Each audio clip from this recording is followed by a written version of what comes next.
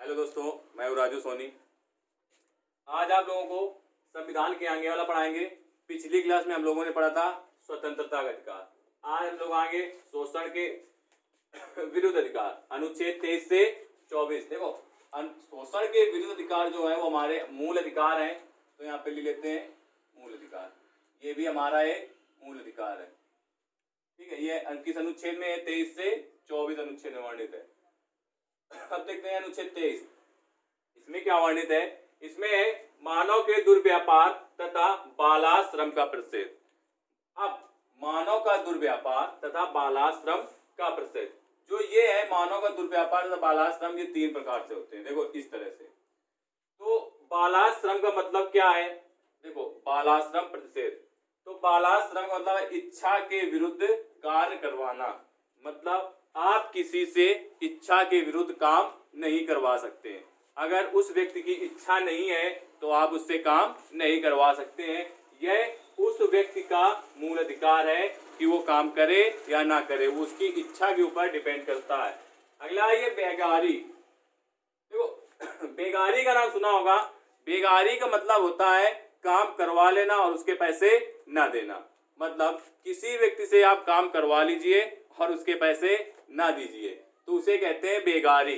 अगला है मानव व्यापार। मानव का व्यापार मतलब ये इससे संबंधित है मानव के दुर्व्यापार से। तो ये क्या है? मानव का दुर्व्यापार मतलब मानव की खरीद फरोख्त। खरीद फरोख्त मानव मतलब महिलाओं और बच्चों से है। जो महिलाओं और बच्चों की खरीद और फरोख्त करते हैं, मतलब लेन देन करते हैं महिलाओं और बच्चों का, वो क्या कहलाता है? मानव व्यापार। अगला है अनुच्छेद 24। इसमें क्या वर्णित है? इसी के अंतर्गत है शोषण के विरुद्ध अधिकार। मतलब आपका कोई शोषण नहीं करता, ये आपका अधिकार है, आप उससे मना कर सकते हैं। अगर आपको कोई इच्छा के विरुद्ध कार्य करवा रहा है तो आप उसके लिए कार्रवाई कर सकते हैं। संविधान में वर्णित है कि आप अपनी इच्छा के विरुद्ध कार्य नहीं कर सकते या कोई व्यक्ति नहीं करवा सकता है। दूसरा है काम के बदले पैसे न देना। आपसे किसी व्यक्ति ने काम करवा लिया और उसके बदले आपको पैसे नहीं दे रहा है तो वो भी आपका मूल अधिकार है, उसके खिलाफ आप शिकायत कर सकते हैं। अगला है मानव दुर्व्यापार। मानव दुर्व्यापार महिलाओं और बच्चों से है। महिलाओं और बच्चों की खरीदना मतलब महिलाओं और बच्चों का लेन देन, मतलब खरीदना, इधर से उधर करना, तो वो भी आपका एक, इसके विरुद्ध भी आप अधिकार, मतलब इसके विरुद्ध भी आप खड़े हो सकते हैं, वो भी आपका मौलिक अधिकार है। अगला है कारखानों में बालकों के नियोजन का प्रतिषेध। मतलब इसमें है 14 वर्ष से कम आयु के बच्चे।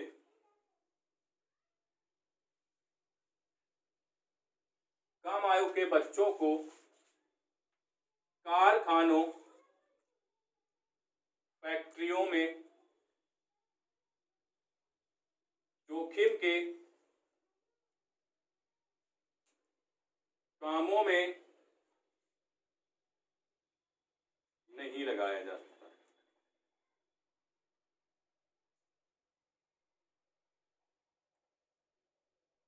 मतलब जो क्या बालक है वो 14 वर्ष से अगर उनकी आयु कम है तो उन बालकों को आप कारखानों और फैक्ट्रियों में काम करने के लिए मजबूर नहीं कर सकते। अगर आप ऐसा करते हैं तो आप उनका शोषण कर रहे हैं। ये उसका अधिकार है, इसका बालक का, कि आपके विरुद्ध वो कार्रवाई करने के लिए सक्षम, मतलब कर सकता है। अगला है कारखानों फैक्ट्रियों में जोखिम के कामों में नहीं, और कारखानों और फैक्ट्रियों में ऐसे बालकों को जोखिम के कामों में नहीं लगाया जा सकता है। आइए आगे देखते हैं धार्मिक स्वतंत्रता का अधिकार, अनुच्छेद 25 से 28। मतलब कौन से अनुच्छेद में? 25 से 28 में वर्णित किया गया है क्या हमारा ये भी एक मूल अधिकार है। किसमें वर्णित है? धार्मिक स्वतंत्रता का अधिकार, अनुच्छेद 25 से 28। देखो इसका मतलब है अनुच्छेद 25 में क्या वर्णित है? धर्म को मानने और प्रचार करने का अधिकार। मतलब कोई भी व्यक्ति है वो किसी भी धर्म को मान सकता है, चाहे वो हिंदू हो, मुस्लिम हो, सिख हो, ईसाई हो, बौद्ध हो, जैन हो, वो कोई भी धर्म का व्यक्ति हो, वो किसी भी धर्म को मान सकता है और किसी भी धर्म का प्रचार प्रसार कर सकता है। क्यों? क्योंकि भारत एक धर्मनिरपेक्ष राष्ट्र है। यहाँ का कोई एक पर्सनल धर्म नहीं है, तो इसीलिए हर व्यक्ति को किसी भी धर्म को मानने की स्वतंत्रता है और प्रचार प्रसार, मतलब उस धर्म का वो प्रचार प्रसार भी कर सकता है, इसकी भी स्वतंत्रता है उसको। अगला है अनुच्छेद 26, इसमें क्या है, धार्मिक मामलों के प्रबंध में स्वतंत्रता। तो इसका मतलब है धार्मिक संस्था की स्थापना, मतलब इसके तहत तहत किसी भी धार्मिक संस्था की स्थापना की जा सकती है। किसी भी धर्म से संबंधित हो, किसी भी समुदाय से हो, लेकिन वो क्या कर सकता है, धार्मिक संस्था की स्थापना कर सकता है। अब इसके बाद उसी संस्था की चल अचल संपत्ति के अर्जन एवं स्वामित्व का अधिकार, मतलब उसके अनुसार उसकी जो चल अचल संपत्ति होगी उसके अर्जन का भी अधिकार उसको होगा। अब इन संपत्तियों पर प्रशासन का भी अधिकार, मतलब जो ये संपत्तियां होगी इनमें प्रशासन का भी अधिकार हो सकता है या होगा।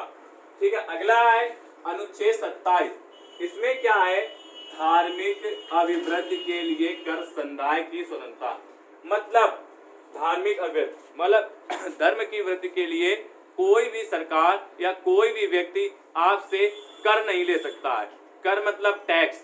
क्यों, मतलब ये नहीं कह सकता है कि आपका धर्म ज्यादा बढ़ रहा है या ज्यादा बड़ा है तो आप इसके लिए हमें टैक्स दीजिए, तो उसके लिए आपकी स्वतंत्रता है, कर नहीं देना आपको। अगला अनुच्छेद 28, इसमें क्या है, राज्य के द्वारा पूर्णतः संचालित शिक्षण संस्थाओं में किसी प्रकार की धार्मिक शिक्षा नहीं दी जाएगी। जो भी विद्यालय राज्य के द्वारा संचालित होते हैं, राज्य सरकार के द्वारा या राज्य के द्वारा, तो उसमें क्या है, उसमें किसी भी प्रकार की धार्मिक शिक्षा नहीं दी जाएगी। हिंदू, मुस्लिम, बौद्ध, ईसाई धर्म से कोई भी धर्म हो तो उसमें क्या होगा, उसमें किसी भी धर्म की शिक्षा नहीं दी जाएगी। ये नहीं होगा कि हिंदू है तो हिंदू धर्म के बारे में बताइए या मुस्लिम है तो मुस्लिम धर्म के बारे में, ऐसा नहीं होगा। उसमें किसी प्रकार की धार्मिक शिक्षा नहीं दी जाएगी। हाँ, दी जाएगी, उसके लिए भी प्रावधान है। अगर किसी ट्रस्ट द्वारा, अगर वो संस्था मतलब राज्य सरकार की ना होकर किसी ट्रस्ट द्वारा स्थापित की गई हो तो उसमें धार्मिक शिक्षा दी जा सकती है।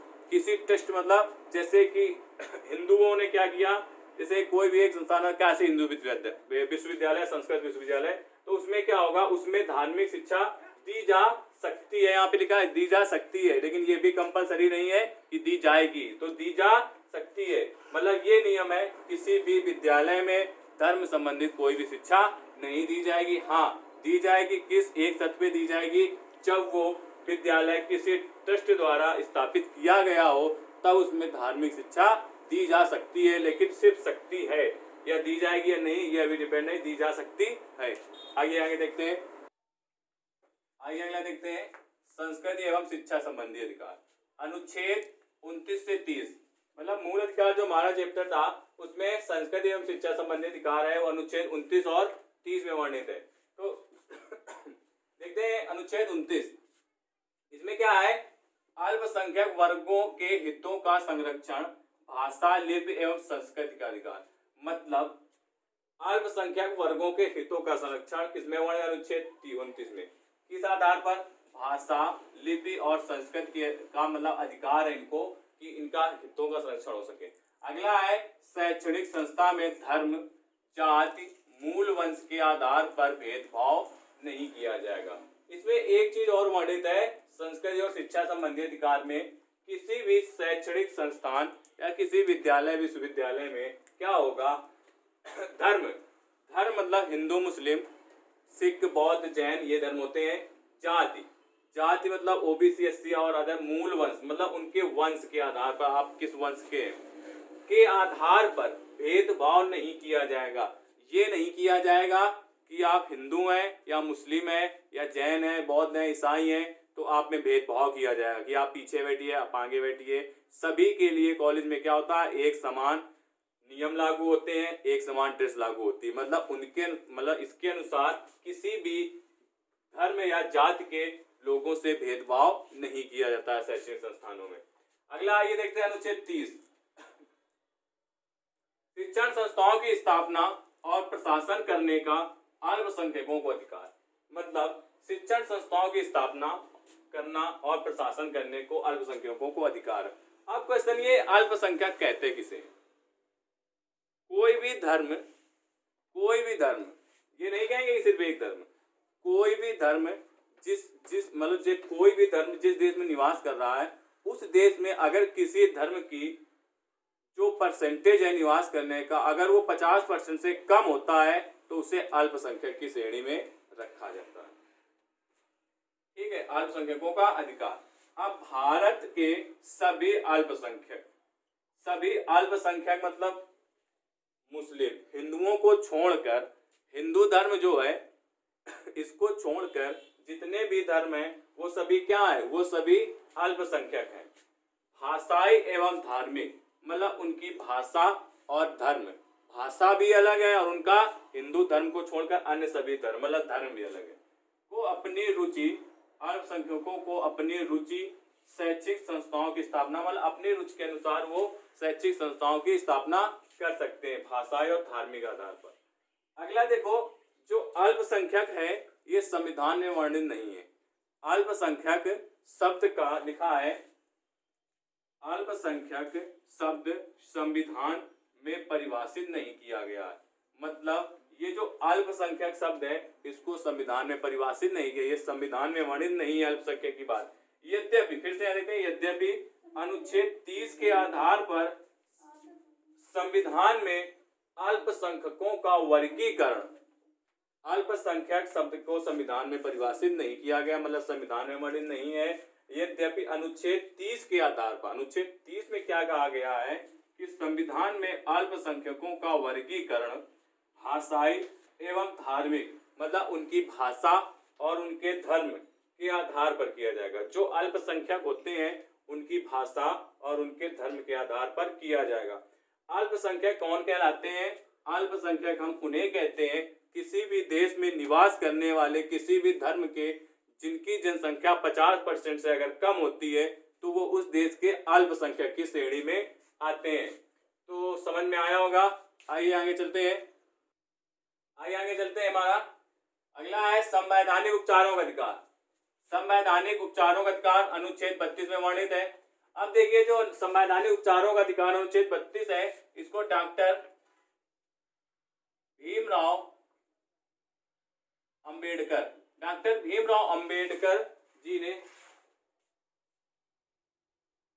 जी ने क्या कहा है? संविधान का हृदय या संविधान की आत्मा। अंबेडकर जी ने संविधान का हृदय या आत्मा की संज्ञा दी है। क्वेश्चन यहां से आता है, क्वेश्चन बनता है कि डॉक्टर भीमराव अंबेडकर ने संविधान की आत्मा किसे कहा है? तो अनुच्छेद 32 या संवैधानिक उपचारों का अधिकार जो है ये डॉक्टर भीमराव अंबेडकर ने संविधान का हृदय, संविधान की आत्मा की संज्ञा दी है। ठीक है, अब आगे चलते हैं। संवैधानिक उपचारों के अनुसार न्यायालय द्वारा प्रदान की जाने वाली रिटें, मतलब जो संवैधानिक उपचारों का अधिकार है ये न्यायालय द्वारा जो रिटें जारी की जाती हैं उसके अनुसार होता है। तो पहला देखते हैं हम, पहला हमारा बंदी प्रत्यक्षीकरण। बंदी प्रत्यक्षीकरण का मतलब है, इसका अर्थ है कि व्यक्ति को सशरीर उपस्थित करना।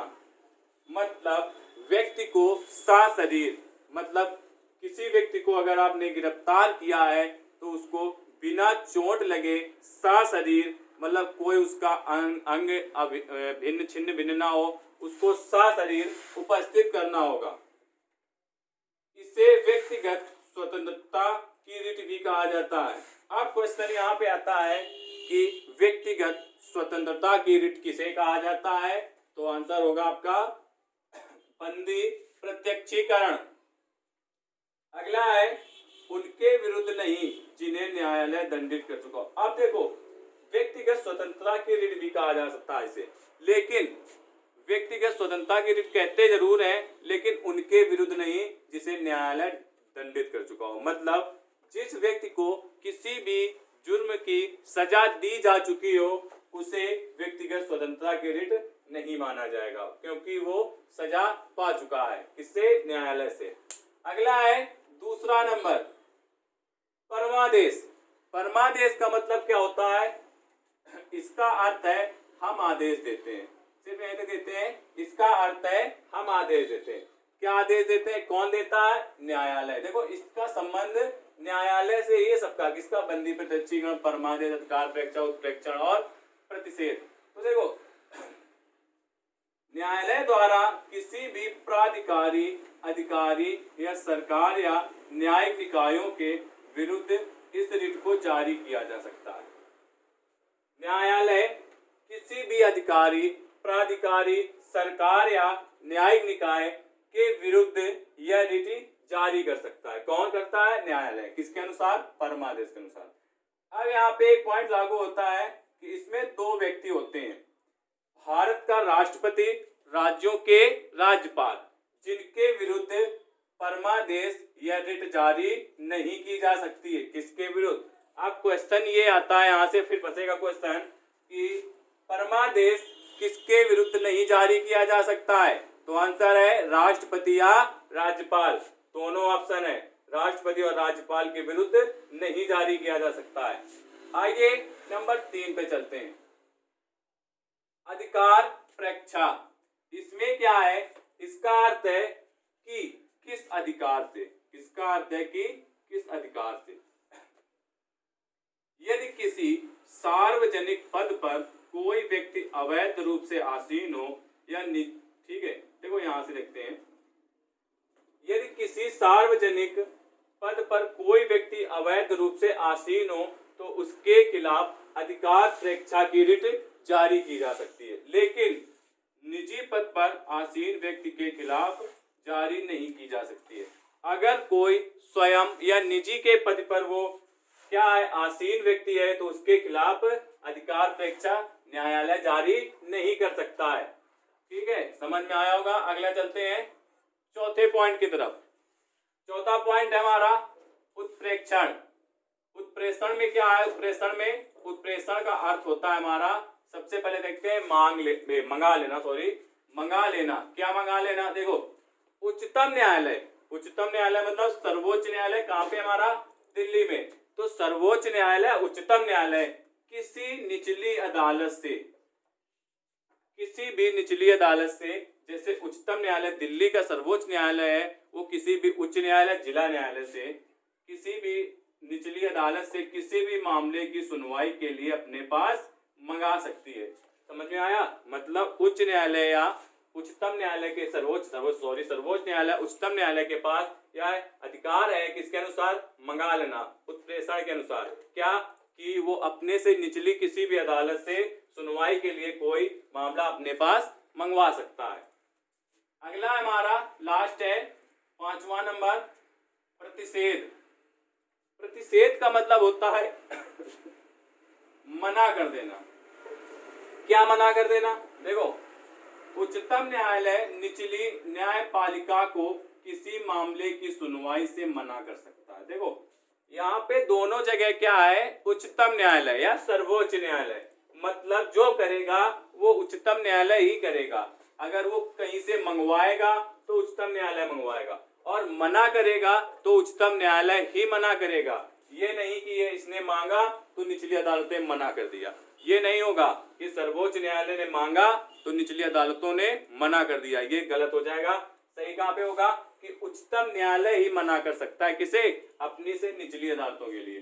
तो उच्चतम न्यायालय निचली न्यायपालिका को किसी मामले की सुनवाई से मना कर सकता है। क्या कर सकता है? मना कर। कौन मना कर सकता है? उच्चतम न्यायालय। किसके अनुसार? प्रतिषेध के अनुसार। तो दोस्तों आपको समझ में आया होगा संवैधानिक उपचारों का अधिकार। आइए आगे चलते हैं। अनुच्छेद 33, इसमें क्या है?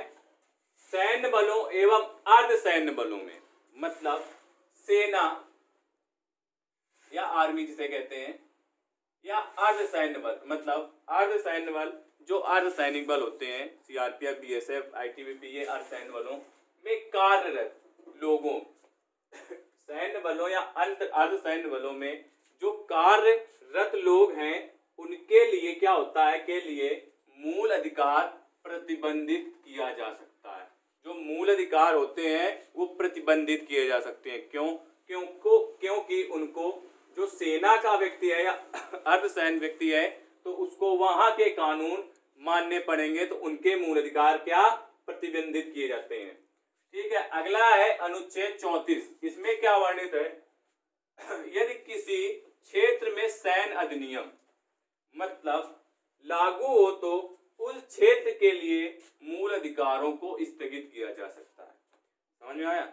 जैसे किसी क्षेत्र में शांति व्यवस्था नहीं है, ठीक है, अशांति फैली हुई है, तो वहां पे क्या किया गया, सैन्य अधिनियम, सेना को लगा दिया गया शांति बनाए रखने के लिए। तो वहां का जिस क्षेत्र में सेना को लगाया गया है उस क्षेत्र के जितने भी मूल अधिकार लोगों के पास हैं वो सभी स्थगित किए जा सकते हैं, सभी समाप्त किए जा सकते हैं। अगला है अनुच्छेद 35। केवल संसद को कुछ विशेष मूल अधिकार प्रभावी बनाने के लिए कानून बनाने की शक्ति। अब क्वेश्चन यहाँ से आता है कि मूल अधिकार को प्रभावी कौन बनाता है, राष्ट्रपति, प्रधानमंत्री, संसद या लोकसभा? तो कौन बनाता है? केवल संसद, केवल संसद ही बनाती है। क्या? केवल संसद को कुछ विशेष मूल अधिकारों, प्रभावी अधिकारों को प्रभावी बनाने के लिए कानून बनाने की शक्ति प्रदान करता है। ये किसमें वर्णित है? अनुच्छेद 35 में। तो दोस्तों जो मूल अधिकार वाला हमारा भाग था वो हमारा खत्म हो चुका है 12 से 35 का। ठीक है, हम लोग आगे चलेंगे तो भारत के राज्य के नीति निषेध तत्व पढ़ेंगे। ठीक है, तो आज के लिए इतना ही। तो प्लीज दोस्तों एक काम करिए, वीडियो को जरूर से जरूर सब्सक्राइब कीजिए। क्यों? क्योंकि जो आप लोग अगर सब्सक्राइब नहीं करेंगे तो हमारा मनोबल कैसे बढ़ेगा बताओ। और हम सोच रहे हैं कि जल्दी से जल्दी लाइव क्लास आने लगे, तो आप लोग सब्सक्राइब भी नहीं करते तो लाइव क्लास कहाँ से आ जाएगा बताइए। जब तक सब्सक्राइब नहीं करेंगे तब तक लाइव क्लास नहीं आ जाएगी। ठीक है, तो जितना ज़्यादा से ज़्यादा हो सके शेयर करिए और बोलिए कि सब्सक्राइब करें। जैसे आप जितना सब्सक्राइब करेंगे, जितना शेयर करेंगे, जितना लाइक करेंगे तो हम लाइव आने के लिए आ जाएंगे तुरंत लाइव। ऐसे लाइव भी नहीं आ सकते हैं, क्यों? क्योंकि सब्सक्राइबर ही नहीं है। तो इसलिए सब्सक्राइब ज़्यादा से ज़्यादा सब्सक्राइब करिए, तो हम जिससे हम लोग लाइव आ सकें और आपको समय दें किस तरह से आप उसमें क्या है, लाइव आने में आपको फ़ायदा है।